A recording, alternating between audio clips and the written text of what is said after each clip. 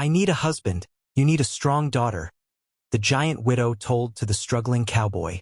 Prairie winds howled through the charred remains of the barn. John Ray burst out barefoot, shotgun in hand. Smoke curled up from the southern fence. Someone had set it ablaze. Sparks jumped through the dry grass, reaching toward the porch. Behind him, Caroline stood firm with a rifle, her swollen belly outlined in firelight. The baby still inside. No time to think. 3 shadows moved through the dark. One crept toward the barn, another toward the back door.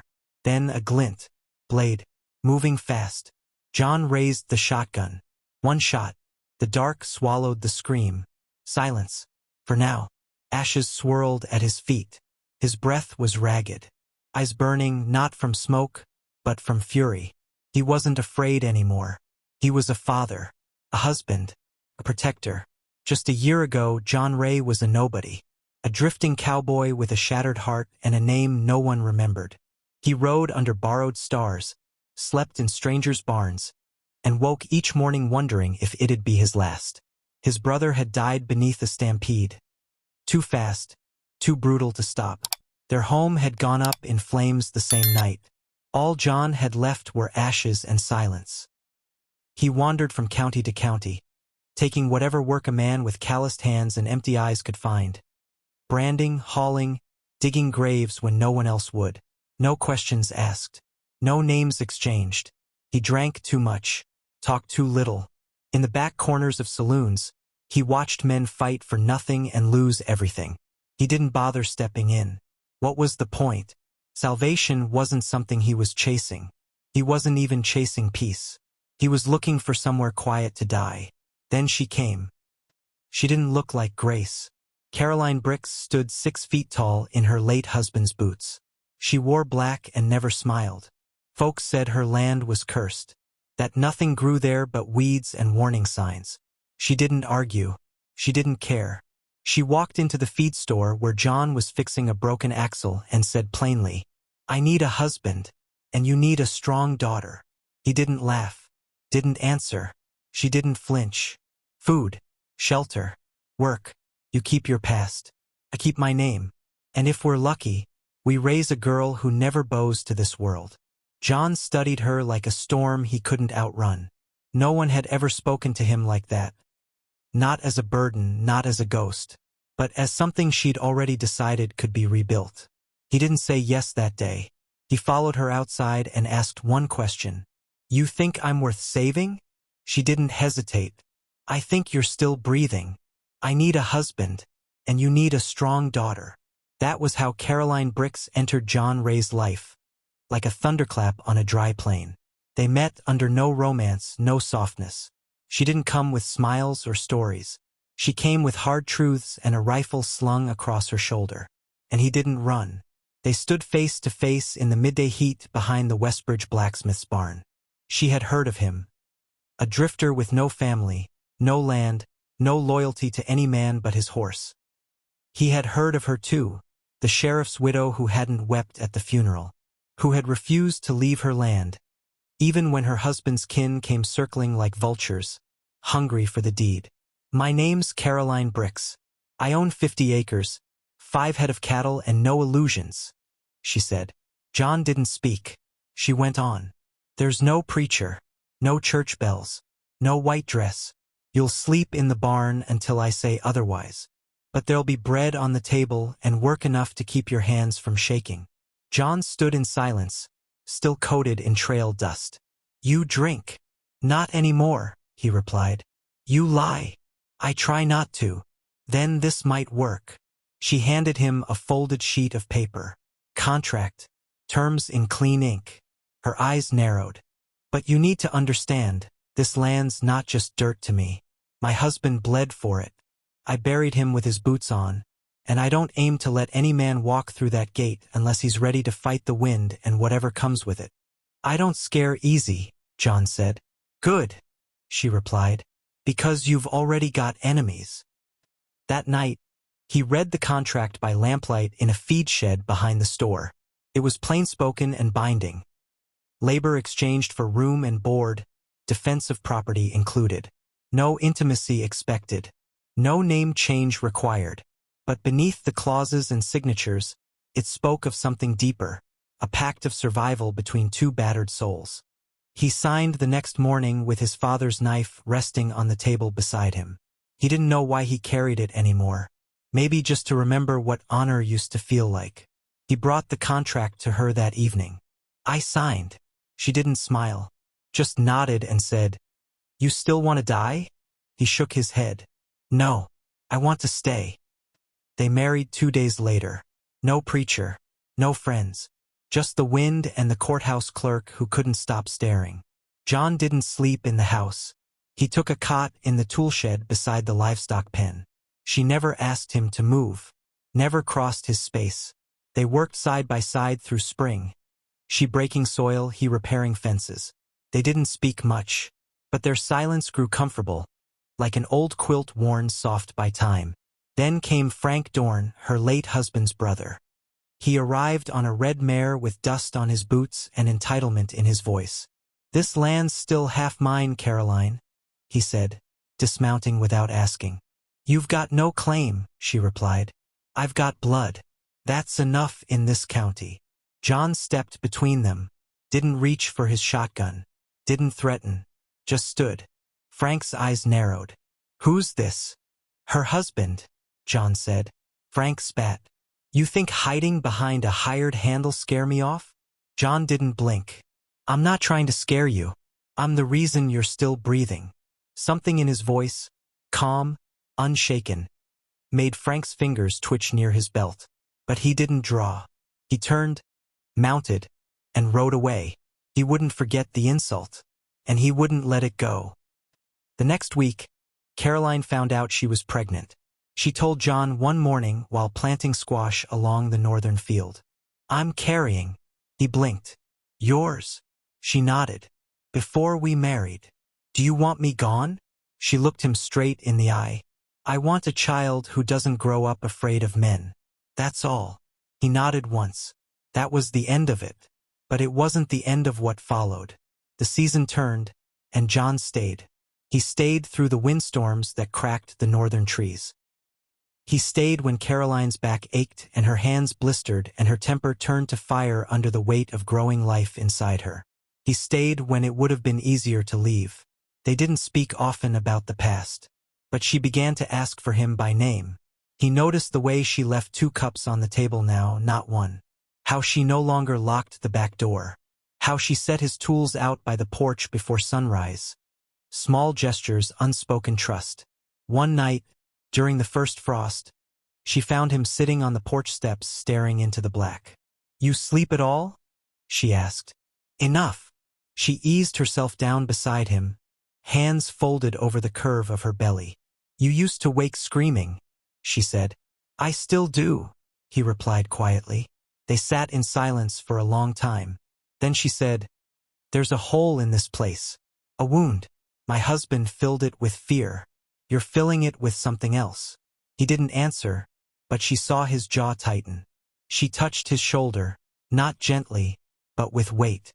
Grounding. "You're not the man who signed that paper anymore." John looked at her. "Who am I then?" "You're someone I'd trust to raise a child in this world." The rumors began in town soon after. Whispers behind hands. Smirks over counters. Words spoken just loud enough to wound. "That baby ain't his. She just needed protection. She's too old to be with child. Must be unnatural." John heard them all, and he said nothing, until the morning a store clerk muttered, "Dirty miracles," when Caroline walked past. John turned slowly, stepped back inside, and laid his hand on the counter with calm menace. "Say that again. I dare you." The silence that followed spread like ink. Nobody spoke to him after that. Not in mockery, not in jest. He didn't need to draw his weapon. His eyes were enough. But it was only a matter of time before Frank Dorn returned. This time he didn't come alone. It started with the fire. A column of smoke from the southern fence line. The barn already a lost cause. John woke to the stench of it. Thick and choking. The kind that grips your throat with fingers of ash. He was barefoot, but he didn't hesitate. He grabbed the shotgun from beside the door and ran toward the blaze. Behind him, Caroline stood in the doorway, rifle in hand, the baby still safe inside. 3 figures moved in the dark. One crept toward the barn. Another moved low toward the back door. The third circled wide, blade in hand. Moonlight kissed the steel. John didn't wait. He fired once. The night swallowed the scream. The other 2 fled into the dark, shadows vanishing behind the flicker of burning timber. Caroline never screamed. She stood with her rifle steady as a mountain. And when John returned, his chest heaving, his eyes wild, she looked at him and said, "You held the line." He nodded once, and he wasn't afraid anymore. They buried the dead man before sunrise. A stranger, face unrecognizable. But the boot prints nearby told the truth. Frank Dorn had sent men to take what he couldn't have. Maybe to take the baby. Maybe to take her name. Maybe just to punish them for not bending. John didn't care. He knew one thing. The life they were building was worth defending. The next week, John found a bullet lodged in the chicken coop. A warning, maybe, or a promise of more. He rode into town, spoke to no one, bought lumber and nails and rode back.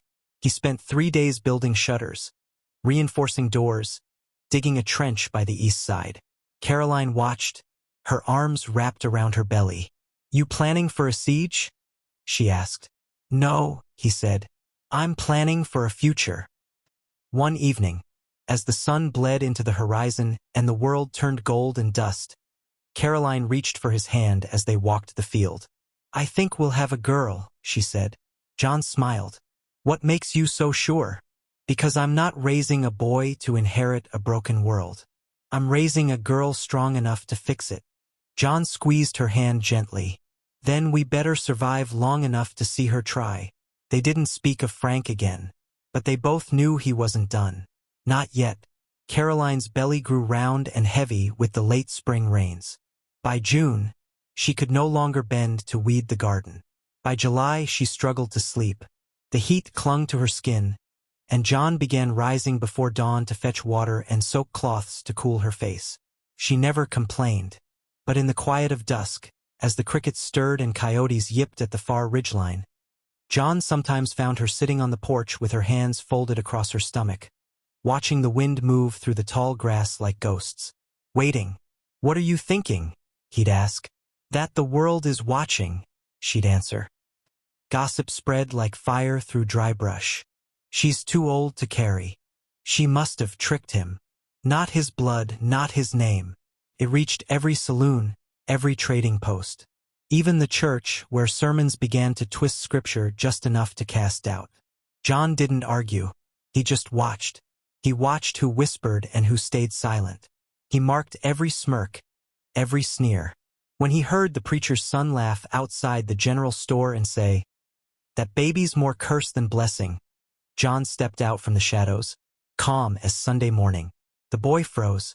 John said one thing, "Go home, before your father buries you next to your ignorance." No one else spoke of the baby after that. But John knew silence could be more dangerous than speech. Silence was how men loaded rifles in secret, how they gathered behind barn doors, how they justified what they planned to do next. Came on a moonless night. John woke to the smell of smoke again, but not from their fence line. This fire was smaller, intentional. He crept to the front door and saw it. A burning torch planted in the yard like a message. On it hung a strip of cloth soaked in something dark. Blood, maybe, or something meant to look like it. Caroline joined him, rifle in hand. He read her face before she spoke. "They're not trying to scare us," she said. "No," he agreed. "They're getting ready." Frank Dorn returned 2 nights later. Not alone. For men rode with him. Faces hidden, coats long, hats low. The kind of men who traveled light but carried heavy steel. John stepped out before they dismounted. Frank's voice was oily with mock sympathy. "Thought we'd check on the proud father. You've checked. Now ride. You got a lot of land, John. Hard to defend alone." "I'm not alone." Frank grinned. "That baby's gonna ruin her. You know that, right? A woman like her, Strong, proud, brought low by something that doesn't even carry her name. She already carries my name, John said. And when the baby's born, she will too. Frank's face soured. She shouldn't carry that name. She earned it. Frank stepped down from his horse. You think because you stood between me and her once, you get to keep doing it? You think I don't see what you are? You're not a husband. You're a bodyguard with a conscience. I'm a man who made a choice, John said, voice low and even. And I'll make it again, as many times as I need. That night they came again. 6 this time. Maybe more. The fire was a distraction. A blaze set near the barn that licked skyward and drew John outside, shotgun in hand. But they didn't come for the barn. They came for the house. For Caroline. For the unborn child they didn't believe deserved to live. John heard a window shatter as he ran toward the blaze. Spun. Fired. Someone screamed. From inside the house, a shot rang out. Caroline's rifle. John sprinted back, bare feet tearing over gravel and root. He caught the second man before he reached the porch, slammed the butt of his shotgun into the attacker's ribs, then turned and fired point-blank into the dirt near a third man's feet. The intruder dropped his weapon, hands raised. "Don't kill me," he shouted. "Who sent you?" John asked, breathing hard. The man stammered. "Dorn's brother. Said the baby ain't right. Said she doesn't belong." John raised the shotgun again, but Caroline's voice cut through the smoke. "John, let him speak." She stepped into the doorway, barefoot, belly full, rifle resting against her side like it belonged there. "You already gave her a name," she said to the attacker. He nodded, shaking. "He said this land needs a man's legacy again. Said no woman should own a place like this." Caroline's eyes didn't flicker. She stepped forward and fired into the dirt beside his head. "Run," she said, "and don't ever come back." The sheriff arrived the next morning. He brought a deputy and 2 townsfolk as witness. Word had spread. Gunfire heard. A fire burned out before it could catch the field. He stood on the porch, hat in hand. "Frank Dorn is dead," he said. "Fell into a well trying to raid a ranch west of here. Drowned." John said nothing. Caroline asked quietly, "Is it over?" The sheriff shook his head. "That kind of hate doesn't die. It waits for a crack." John looked at her, then back at the sheriff. "Then we don't give it one," he said. The morning after Frank Dorn's death was quiet. Too quiet. The fire had been smothered. The porch swept. The shotgun reloaded and leaned back against its place by the door. But the air hung heavy, like the ground itself was holding its breath. John didn't sleep. He sat in the rocker with the baby's blanket across his lap, watching Caroline pace the floor barefoot. She was due any day now, her body pulled tight with the strain of it. But her eyes burned with something stronger than pain. Resolve. They had survived the night, but not without scars. The man they'd spared, the one who surrendered in the dirt, had vanished before dawn. Whether he ran out of shame or to bring back others, they didn't know. But John didn't regret sparing him. You couldn't teach the world a better way if your first answer was always a bullet. Midday brought another knock at the door. This time it was the sheriff. Alone. He looked tired, dust-streaked, less a figure of law, more a man worn down by years of keeping peace that didn't want to be kept. "Frank Dorn is dead," he said again. "Fell into a well. I saw the body." John raised an eyebrow. The sheriff exhaled slowly. "But I also saw the footprints. The scuffle. He didn't fall. He was chased. Pushed maybe. Doesn't matter much now." Caroline stood behind John, silent. "He came here," the sheriff continued, "with fire and blades. What happened next? It won't be questioned. Not officially. But there's a whisper going around. That you've made enemies stronger than Dorn." "Who?" John asked. The sheriff shrugged. "Men who liked things better before. When land like this passed from father to son, not from widow to stranger. When women knew their place. When law turned its head at the right time." Caroline stepped forward. "Then they'll learn. Like Dorn did." The sheriff nodded. "Maybe they will. Or maybe they'll wait. For weakness. For when the child comes. For when you're tired. We won't give them a crack, John said again. The sheriff looked at him long and hard. I hope you mean that, because this world don't forgive cracks. It grows weeds in them. Weeds with knives. That night, as the wind rattled loose shingles and coyotes howled far off, Caroline sat beside John on the porch. She leaned her head on his shoulder. Not out of love, not yet, but out of trust. Out of something earned. John stared at the stars. She'll come soon, he said. Caroline nodded. And when she does, she whispered, we'll name her Ember. John turned toward her. Why? Caroline smiled faintly. Because she'll be what's left after the fire. And what comes next? 10 years passed. The prairie healed. The barn was rebuilt, the fields grew strong, and the gate bore a new carving. Brickstead Hollow. A name born of ash and forged by defiance. And beneath that name lived a girl who did not bow. Ember Ray Bricks. Tall, sharp-eyed, fearless. Rode before breakfast, shot straighter than any boy, and laughed only when she meant it. Her hands were calloused from chores, her heart firm with questions. She was raised by two people who never claimed perfection, only purpose. One day, she asked her father, "Why'd Mama choose you?" John, older now and slower in his steps, smiled without looking up from the post he was mending. "Because I didn't run. Not even when things got ugly." Ember nodded thoughtfully, as if adding it to some growing ledger in her mind. When she turned 18, she packed a satchel, saddled her own horse, and stood before the carved gate as the sun painted the hills gold. "I'm leaving," she said. John only nodded.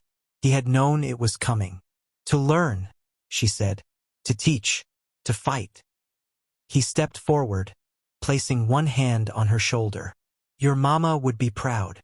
I'll come back. You better." She hugged him, tight and sudden. "I love you, Daddy." He held her close. "I never needed a strong daughter," he whispered. "But God, I'm glad I got one." He stood alone as she rode away, her silhouette shrinking against the sky, dust rising behind her like smoke from a sacred flame. He didn't cry. He just stood beneath the old gate, fingers brushing the carved wood. Brickstead Hollow, home of Ember, born of fire, forged by storm. And as the wind picked up through the grass, he heard her voice again, Caroline's voice, clear as morning light. "Raise her not to flinch." And he whispered back, "We did."